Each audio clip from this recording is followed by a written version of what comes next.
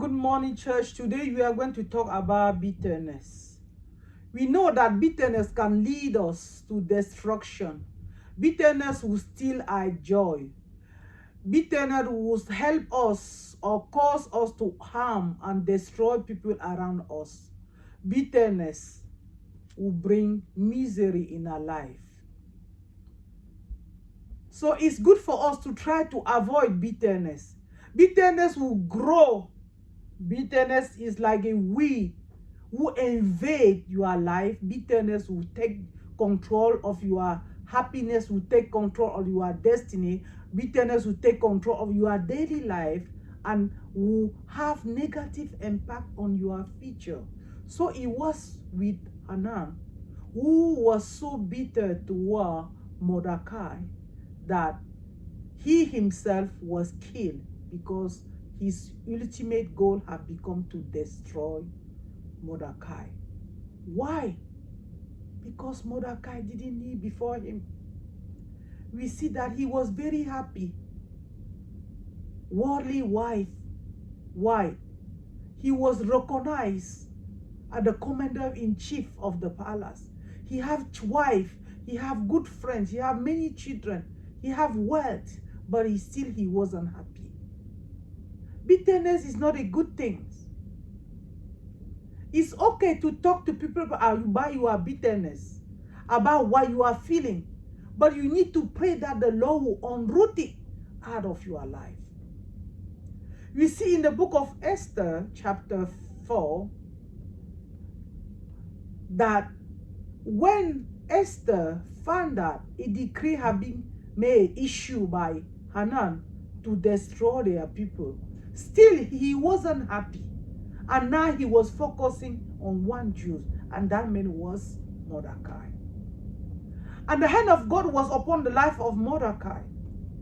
When the queen Esther invited David, her husband, and Hanan, the servant, who was also the one who was planning to destroy their life, the first day they came to the banquet,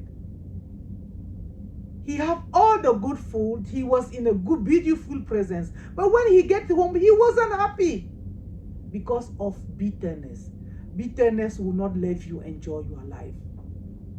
And we see the impact of wife. That when Hanan get home that night, he let his wife know that he wasn't happy. And they asked him, in verse 14 of the book of Esther, chapter 4.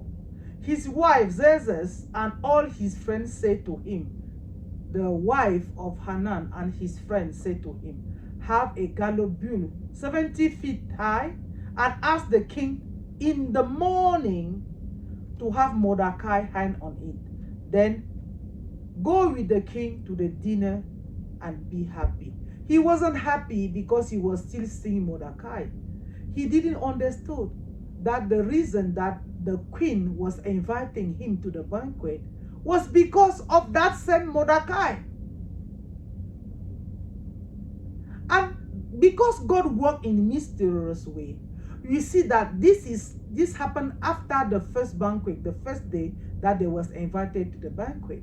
But because the Lord had planned to deliver the Jews, the Esther was patient and she was able to invite them to the banquet the next day. And this is during that night that Hanan, bitterness toward Mordecai went high. During that night, see how God works. When Hanan was preparing, making a plan to see how to destroy Mordecai the next day, the Lord was also making a plan through David that same night to deliver Mordecai. What a mighty God we serve. You don't know that even when you don't know, God is working for you. Mordecai wasn't aware of the conspiracy that was being made by Hanan that night to hang him up. But the Lord knew it. And the Lord was fighting Mordecai's battle through David. As Mordecai didn't sleep because he wanted to kill Hanan, the Lord was speaking to David so that the plan and the conspiracy of Hanan toward Mordecai was going to be destroyed. We see that Mordecai that night. Now let us move to chapter 6 and for verse 1, and we will see that that night the king could not sleep. So he ordered the book of the Chronicle. The book of the Chronicle is the book who record everything that happened to the Baals, everything that happened to the life of the king. And that book was brought to him, and it was that night that the Lord discovered that Mordecai was the one who saved the king, because there was two gatekeepers who was making a plan to destroy the king. And he passed the message to Esther in the palace, and that they found that it was true. Those two guards was killed, but no reward was made to Mordecai, who discovered the plan and let it know to the Queen Esther. And it was that night the Lord have a secret weapon to fight your battle. You just have to do your part and let the Lord do your part. I pray for you, my brother, my sister, that everybody who want to destroy your life, the Lord will raise a David. Give him restlessness until he come and fight for your battle. Every unknowing war that is gathering to come your way, that the Lord will send angels to fight for you. You may not know, but your Lord know. God know what is be under the table. The enemy is preparing for you, and he will not sleep. Because according to the book of Psalm 121, your Lord does not sleep, neither do he slumber. He watch over you. He watch over you. Mordecai didn't know that. A gallows was built so that he may be hanged on it. David didn't know. Esther didn't know.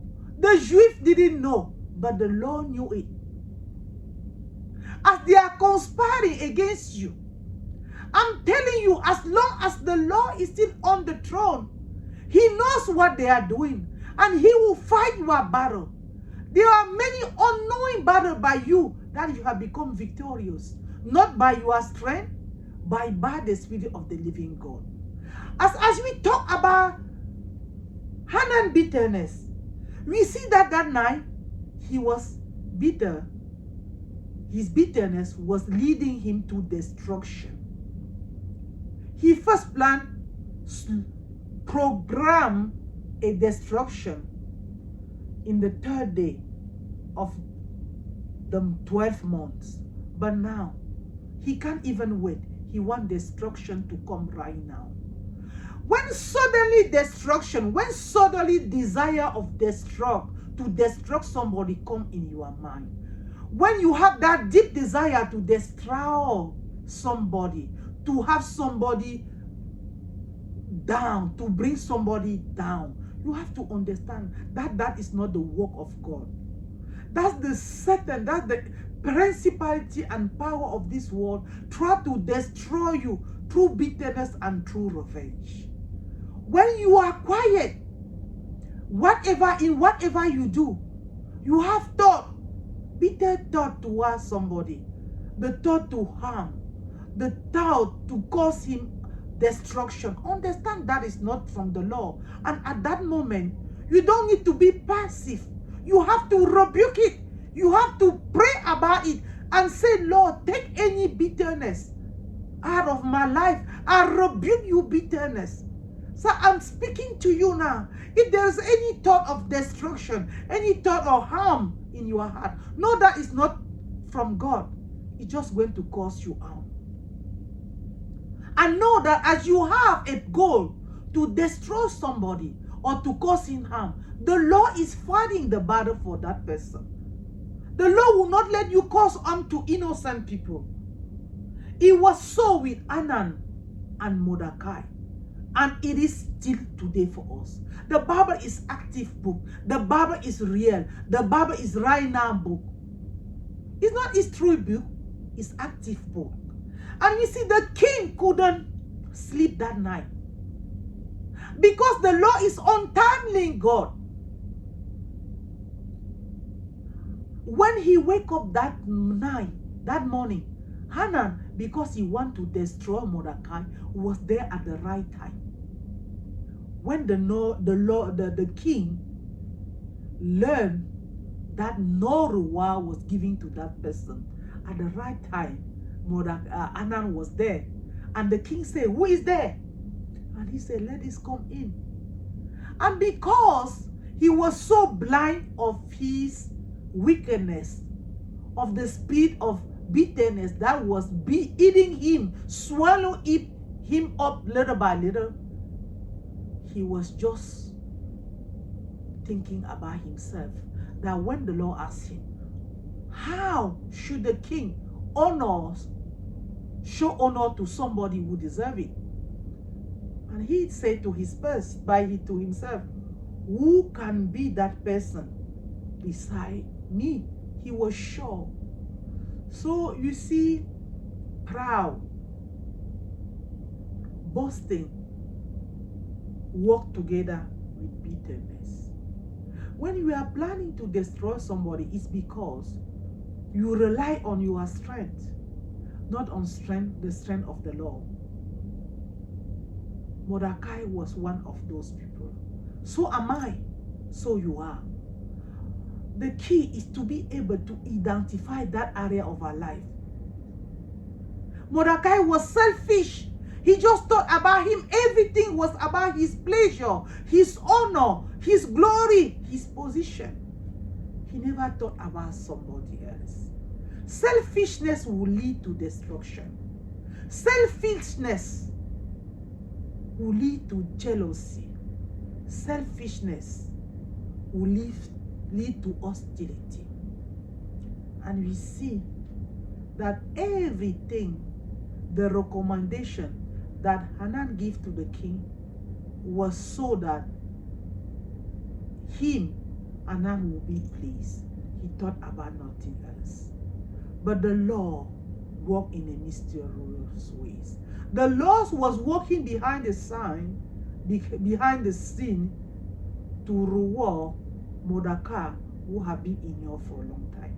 I pray for you that every good things that you have done, every good seed that you have sown, the Lord will remember you and he will reward you today in the name of Jesus. Any battle that you have fought unknowing for the sake of the kingdom, anything you have done to protect the king, and Mordecai did to protect the king of Xerxes, that the Lord will remember you for every little thing you have done for the little one around you, for the king, for the widow, for the orphan, for the children, the little one, that the Lord will remember you and that the Lord will bless you as he did with Mordecai. We see that everything that Hanan planned was for Mordecai. And we see in the book of, let us go to the book of Esther 6, verse 11. So Hanan, after the king said to Hanan, let it be done to a man that I want to honor, and that man was Mordecai. And this is how shameless Hanan went and did exactly what the king asked him to do for that Mordecai that he expected to be his enemy. So Hanan got the robe and the horse. He robbed Mordecai. May the Lord make those who want to kill you to honor you in the name of Jesus. May those people who want to destroy you, may the Lord turn their plan to foolishness. May the Lord turn their plan to foolishness. May He turn their plan to naught. And may the Lord make him honor you as he did with Hanan and Mordecai in the name of Jesus. And he robbed Mordecai And he led him on the horse through the city street, proclaiming before him, "This is what is done to the men the king delight to honor." After a while, Mordecai returned to the king, but Hanan rushed home with his head covered in grief and told his wife and all his friends everything that have happened. His advisor and his wife Zeresh said to him, "Since Mordecai, before whom your downfall has started, since Mordecai, the one your downfall have started, is a Jew origin, you cannot stand against him. Those who want to call your downfall, they don't know that you are the servant of the Most High God.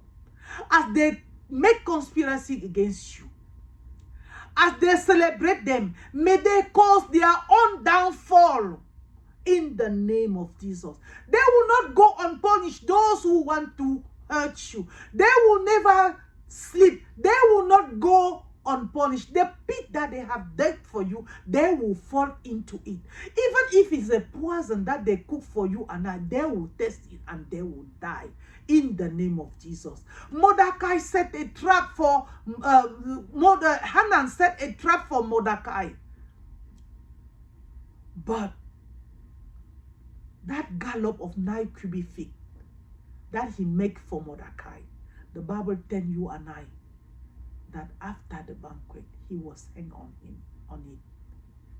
The Bible tells you and I that the reward that he proposed to the king, because he thought it was for him, he went to Mordecai. As people hate you, my brother, as people hate you, my sister, as people hate you, my brother and sister, my family, whoever you are, authority, as long as you look upon the law will vindicate you in the name of Jesus. I pray that the Lord will honor you for every good thing that you have done in the name of Jesus. That the Lord will turn the plan of those who want to harm you into foolishness in the name of Jesus. I pray for you that your work is not in vain. The Lord will fight your battle. As Mordecai was asleep and David couldn't sleep because of him, the Lord will raise a prophet. The Lord will send angels to fight your battle. The gallop that he has set for you, they will be hang on it themselves, because the Lord will fight your battle. He said in the book of Psalm 91 that they will come in one way, they will flee in 7 ways. So was it in the time of Esther and his father and her father Mordecai. Hanan hid them. He set all conspiracy, but the Lord was still on the throne. And I'm telling you today that the Lord is on the throne and he's fighting your battle. Your delay is what you are denied. Don't expect it to happen suddenly. Mordecai found the conspiracy. He wasn't rewarded on time because God had another great goal, who was for him to bring him at the king palace. Let the people know who he was, and then reverse the plan of Hanan. God is a God of order. God is a God of order. God walks in order. So whatever you have done, whatever plan that you see that you have planned and you haven't yet grown, know that it will surely come to pass in the name of Jesus. I salute you and I pray, please share this video, like, comment. I pray that the blessing of the Lord that make it available for you and make added no sorrow will go before you. May the Lord bless you. May the Lord keep you. Thank you for watching. Please comment and share in the name of Jesus. Until you meet again for prayer next Saturday, same hour between 9 and 11. God bless. Thanks.